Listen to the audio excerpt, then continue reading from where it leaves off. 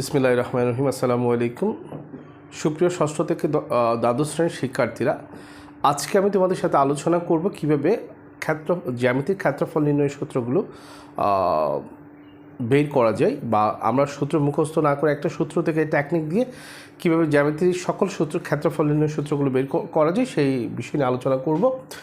চলো আমরা হোয়াইট বোর্ডে ফিরে যাই। প্রথমত আমাদেরকে যে কনসেপ্টটুকু ক্লিয়ার করতে হবে, বা আমরা ছোটোবেলা থেকে একটা সূত্র শিখে এসেছি, দৈর্ঘ্য গুণ প্রস্থ ক্ষেত্রফল নির্ণয়। ওই যে দৈর্ঘ্য গুণ প্রস্থ যেই সূত্রটা শিখেছি সেই সূত্র থেকে চেষ্টা করবো আজকে আমাদের সব সূত্রগুলো বের করার। তাহলে আমি প্রথমত একটা আয়ত এঁকে নিয়েছি। তো আমরা ছোটোবেলা থেকে প্রত্যেকেই জানি আমরা আয়তের ক্ষেত্রফল নির্ণয়ের সূত্র হচ্ছে কি দৈর্ঘ্য গুণ প্রস্থ বা ভূমি ইন্টু উচ্চতা। কথা একটা, ক্ষেত্রফল নির্ণয়ের সূত্র ক্ষেত্রফল সমান দৈর্ঘ্য গুণ প্রস্থ অথবা ভূমি ইন্টু উচ্চতা। ওই দৈর্ঘ্য গুণ প্রস্থ এই একটা সূত্র থেকে আমরা বাকি সব সূত্রগুলো বের করব, একে একে বাকি সব সূত্রগুলো বের করব। সেই টেকনিকগুলো তোমাদের সাথে শেয়ার করব। প্রথমত আমাদেরকে এই কনসেপ্টটাকে ক্লিয়ার করতে হবে। আমাকে প্রথমত আয়ত কাকে বলে, রম্বস কাকে বলে, সামুদ্রিক কাকে বলে, ট্র্যাপিজিয়াম কাকে বলে, বর্গ কাকে বলে, সেই কনসেপ্টটুকু আগে আমরা ক্লিয়ার করব, তারপর আমরা তার ক্ষেত্রফলগুলো নির্ণয় করব। তাহলে প্রথমত আমাদেরকে যদি জিজ্ঞেস করা হয় আয়ত কাকে বলে, তাহলে আমরা বলবো আয়ত হচ্ছে কি যে সকল চতুর্ভুজের বিপরীত বাহুদ্বয় সমান।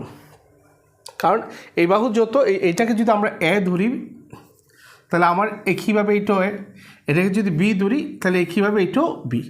আমরা যদিও বা এ বি ধরছি, তাহলে আমরা এটাকে দৈর্ঘ্য ধরবো, একটাকে প্রস্থ ধরবো। ধরে নাও এটা আমার দৈর্ঘ্য, এটা প্রস্থ। জাস্ট বোঝার সুবিধার্থে আমি এ বি দিয়ে অ্যাড্রেস করলাম, যেহেতু আমার লাইনগুলো স্পেসিফিক হয় নাই। এটা একটু বড়, এটা একটু ছোটো হয়েছে, কিন্তু যখন আমি স্কেল দিয়ে মেজারমেন্ট করব প্রত্যেকটা বাহু সমান হবে। এটা যতটুকু এটাও ততটুকু থাকবে। তো এখন ব্যাপারটা হচ্ছে কি, আমাকে প্রথমত বুঝতে হবে যে আয়ত কী বা কাকে বলে। আয়ত হচ্ছে কি যে সকল চতুর্ভুজের বিপরীত বাহুদ্বয় সমান। এই বাহু সমান এই বাহু, এই বাহু সমান এই বাহু, বিপরীত বাহুদ্বয় সমান এবং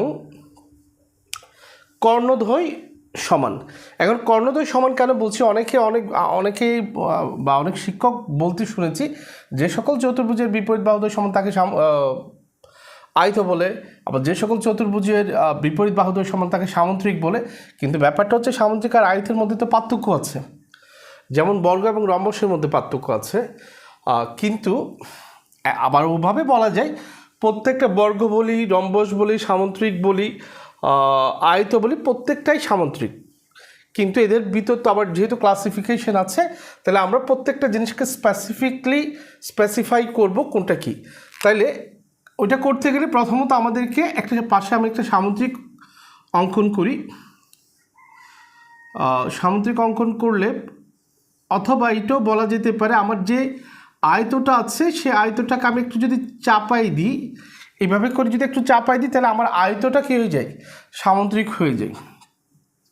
তাহলে প্রথম যে ডেফিনেশনটা, তাহলে এখানেও সেম, এই বাহু যতটুকু এই বাহু ততটুকু, এই বাহু যতটুকু এই বাহু ততটুকু। কিন্তু পার্থক্য কোথায়, এই বাহুর এই সামুদ্রিকের বা এই আয়তের কর্ণ এটা যতটুকু, এই কর্ণটাও ততটুকু। কিন্তু এখানে কর্ণের পার্থক্য আছে, এই কর্ণ আর এই কর্ণ কি না, সমান না। তাহলে আমরা বলতে পারি প্রথমত আয়ত হচ্ছে কি যে সকল চতুর্ভুজের বিপরীত বাহুদ্বয় সমান এবং কর্ণদ্বয় সমান তাকে কি বলে, আয়ত বলে। আর যে সকল চতুর্ভুজের বিপরীত বাহুদ্বয় সমান এবং কর্ণদ্বয় অসমান তাকে সামুদ্রিক বলে। আবার একইভাবে আমরা যদি বর্গের ক্ষেত্রে যাই, তাহলে বর্গকে বলতে পারি কি যে সকল চতুর্ভুজের চারটি বাহুই সমান। যে সকল চতুর্ভুজের চারটি বাহুই সমান, যদি এটাকে ধরি, এইটা, তাহলে যে সকল চতুর্ভুজের চারটি বাহু সমান তাকে বর্গ বলে। একইভাবে তাহলে যে সকল চতুর্ভুজের চারটি বাহু সমান তাকে রম্বস বলে। কিন্তু তাহলে রম্বস এবং বর্গের মধ্যে পার্থক্যটা ক্লিয়ার হলো না, যার জন্য আমরা রম্বস আর বর্গের ডেফিনেশনটাও সেম এদের মতো করেই দিব। তাহলে যে সকল চতুর্ভুজের চারটি বাহু সমান কিন্তু কর্ণদ্বয় সমান তাকে বর্গ বলে, আর যে সকল চতুর্ভুজের চারটি বাহু সমান কিন্তু কর্ণদ্বয় অসমান তাকে রম্বস বলে। তাহলে আমরা রম্বস এবং রম্বস, সামুদ্রিক, আয়ত, বর্গ, তিনটার ডেফিনেশন ক্লিয়ার। এখন আমরা তাদের ক্ষেত্রফল নির্ণয়ের জন্য আমরা যাব। তাহলে তিনটার ক্ষেত্রফল কিন্তু অলমোস্ট সেম, বাট যদিও বা আমাদেরকে আলাদা করে লেখা আছে, এটা একরকম এটা একরকম। তাহলে এই জিনিসটা যদি আমরা ক্লিয়ার করতে যাই, আমরা বলতে পারি বর্গের ক্ষেত্রে আমরা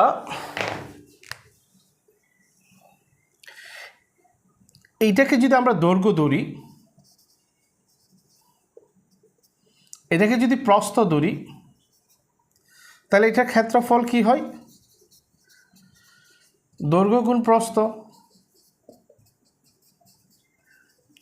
তাহলে আমার দৈর্ঘ্যকে আমরা দৈর্ঘ্যের এই একটা বাহু, এখানে প্রত্যেকটা বাহুর ভ্যালু কত ছিল? এ ছিল, আমরা এ ধরছি, এটা এ হলে এইটা এইটা এইটা, তাহলে এইটা, তাহলে আমার দৈর্ঘ্য কত? দৈর্ঘ্য এ, আমার প্রস্থ এ, তাহলে কি হয়? এ স্কয়ার হয়। তাহলে এ কয়টা বাহুর দৈর্ঘ্য ছিল? একটা বাহুর দৈর্ঘ্য ছিল। তাহলে আমরা তাকে লিখতে পারি কি? বাহু স্কয়ার। তাহলে আমরা ক্ষেত্রফল, বর্গের ক্ষেত্রফল বলতে পারি কি? বাহু স্কয়ার। বাট এটা আলটিমেটলি আসছে কোত্থেকে? আয়তের যে দৈর্ঘ্য গুণ প্রস্থ বা ভূমি গুণ উচ্চতা, ওইখান থেকেই আমার সেম ক্ষেত্রফলের সূত্রটা চলে এসেছে। একইভাবে আমরা রম্বসের ক্ষেত্র বলতে পারি, রম্বসের ক্ষেত্র, সরি টু সে, সামুদ্রিকের ক্ষেত্রফল বলতে পারি কি?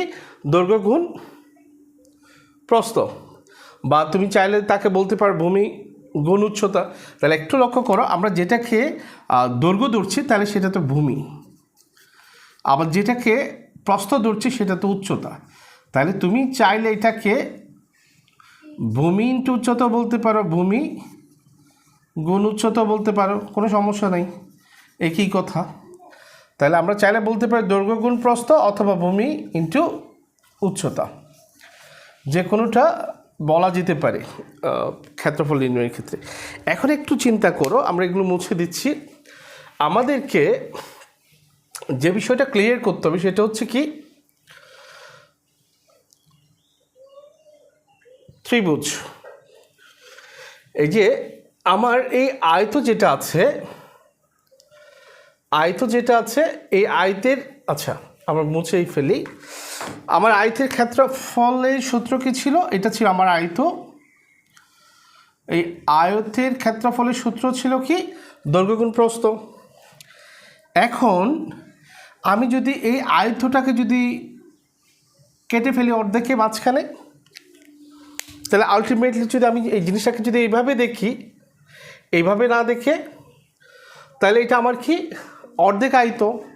মানে আগে ছিল সম্পূর্ণ আয়ত, এখন হচ্ছে অর্ধেক আয়ত। তাহলে অর্ধেক আয়তের ক্ষেত্রফল কি হবে?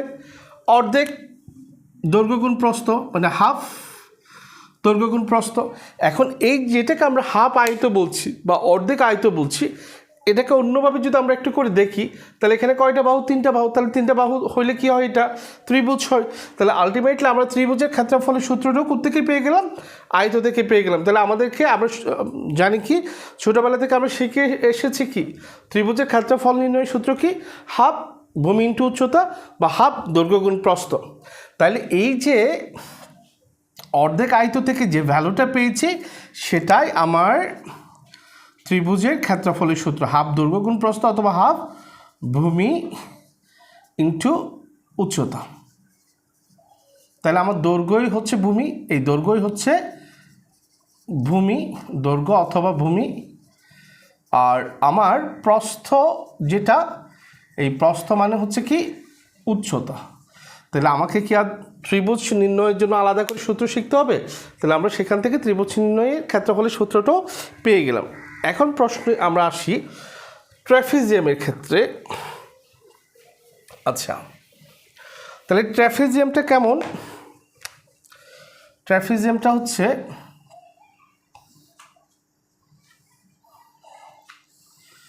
ধরে নিলাম এটা ট্র্যাপিজিয়াম আমার।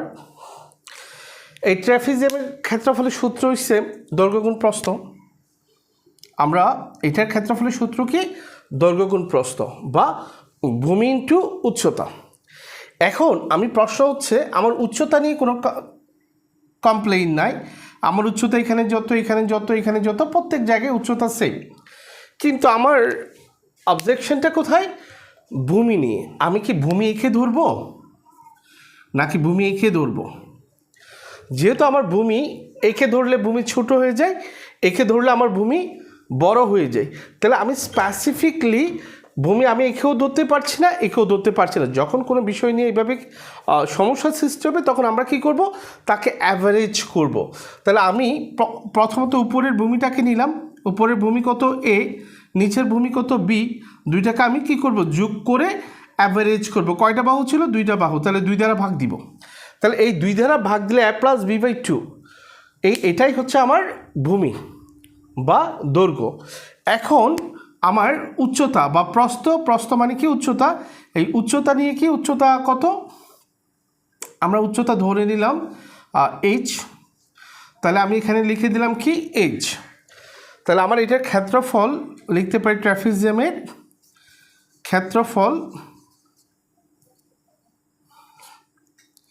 ক্ষেত্রফল সমান a + b/2 × h। তাহলে আমরা যদি এই যে হাফটাকে যদি সামনে নিয়ে আসি তাহলে কি হয়, a + b × h। তাহলে আমার ট্রাপিজিয়ামের ক্ষেত্রফল নির্ণয় সূত্র আমরা খুব সহজেই বের করে ফেললাম। সো আশা করি ক্লাসটি তোমাদের ভালো লেগেছে। হ্যাঁ, ক্লাসটি যদি তোমাদের ভালো লাগে তাহলে ক্লাসটিতে একটি লাইক করবা, কমেন্টস করবা, আর পরবর্তীতে তোমরা কিসের উপর ভিডিও দেখতে চাও সেটা আমাকে কমেন্টসে জানাবা। ইনশাল্লাহ আমি সেটার উপর ভিডিও করার চেষ্টা করব। আর সে পর্যন্ত তোমরা ভালো থাকবা, সুস্থ থাকবা, তোমাদের প্রতি শুভকামনা রইল। আল্লাহ হাফেজ, আসসালামু আলাইকুম।